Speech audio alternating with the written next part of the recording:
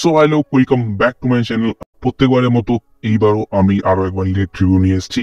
আর আমি চাই না যে এসআরকে মুভির কোনো ট্রেলার বা টিজার রিলিজ হয় সিরিজ এলেনি আমাদের কোনো না কোনো কারণে কলেজ যেতে হয়।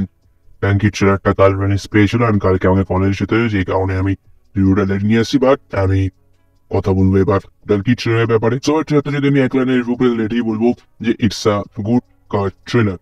কারণ রাজকুমার এরানি মুভির ট্রেলারগুলো যেমন হয়ে থাকে, এই ডাঙ্কির ট্রেলারটা ঠিক তেমনই হয়েছে। মানে তেমন কোনো আহামরি ট্রেলার নয় যে ভাই দেখে নেওয়া পড়বো ও ভাই কি দেখে নিলাম, এই মুভিটা তো মিস করে যাবেন, এমন কোনো ট্রেলার নয়। বাট অ্যাকচুয়ালি মুভি যে কতটা খতরনাক অ্যান্ড অবভিয়াসলি সবাই জানে যে ডাঙ্কি কোনো অর্ডিনারি মুভি তো হবে না, কারণ এর প্রত্যেকটা ভিজুয়াল থেকে সেটা বোঝাই যাচ্ছে। জাস্ট গল্পের উপর দিয়ে হালকা ছুঁয়ে বার হয়ে গেছে এই ট্রেলারটা। অ্যান্ড বেসিক্যালি এই ট্রেলারের যতটুকু আমরা জানতে পারি সেটা হচ্ছে এসআরকে প্লাস ওনার আরো 4টে বন্ধু আছে অ্যান্ড যারা লন্ডন যেতে চায়। অ্যান্ড এইবারই কোশ্চেন হচ্ছে কেন যেতে চায়, এসএসও যেতে চায় তাই কি এমনি এমনি ঘুরতে যাবে নাকি তাদের লন্ডনে কেউ আছে। জাস্ট এইটাই তুমি তোমার মাথায় ভাবতে থাকবে যে কেন তারা লন্ডন যেতে চায়। আর ট্রেলার থেকে এইটুকু বোঝা যাচ্ছে যে এই মুভিটা আমাদের হাসাবে, কাঁদাবে অ্যান্ড না বলতে পারার মতো এক্সপিরিয়েন্স দিয়ে যাবে। অ্যান্ড কায়না রাজকুমার ইরানির মুন্না ভাই, সঞ্জু বা পিকে যারা দেখেছে তারা জানে যে তারা সেসব মুভিগুলো রিপিট মোডে চলতে থাকে। যেমন মুন্না ভাই এমবিবিএস আমি আজ অব্দি বোর ফিল করি না দেখার সময়, কারণ ভাই মুভিটা একটা এন্ডলেস কমিক টাইমিং আছে মুভির ভেতর, যেটা কখনোই বোর ফিল করায় না।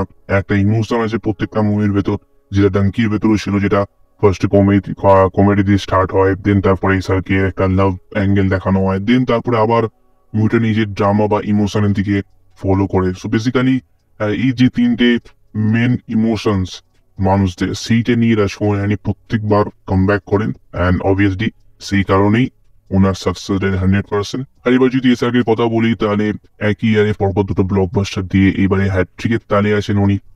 কারণ আমরা যেরকম টিপিক্যাল এসআরকে দেখে এসেছিলাম, যেভাবে এসআরকে দেখে আমরা বড় হয়েছি, ঠিক তেমনই সেম রোলে উনি আবার ফিরে এসেছেন।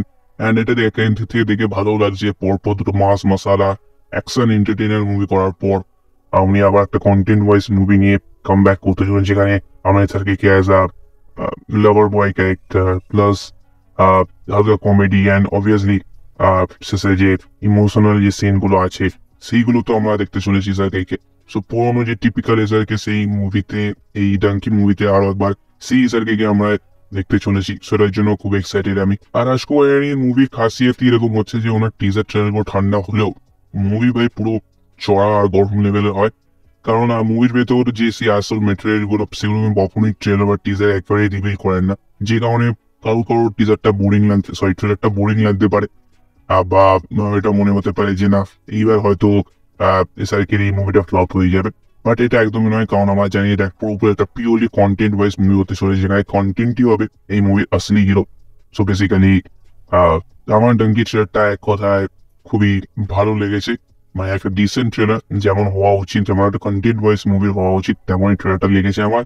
বাকি তোমার কেমন লেগেছে এই ডাঙ্কি ট্রেলার কমেন্ট করে জানাতে পারো।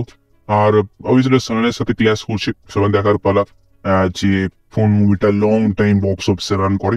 বাকি তুমি তো ওপেনে জানাতে পারো ডাঙ্কি ট্রেলারের ব্যাপারে। সো দেখাচ্ছে পরে কোন ভিডিওতে, পার ততক্ষণ তুমি অবভিয়াসলি চ্যানেলটা সাবস্ক্রাইব করে দেবে আর আমার ভিডিওটা ভালো লাগলে 1000 লাইক করে দেবে।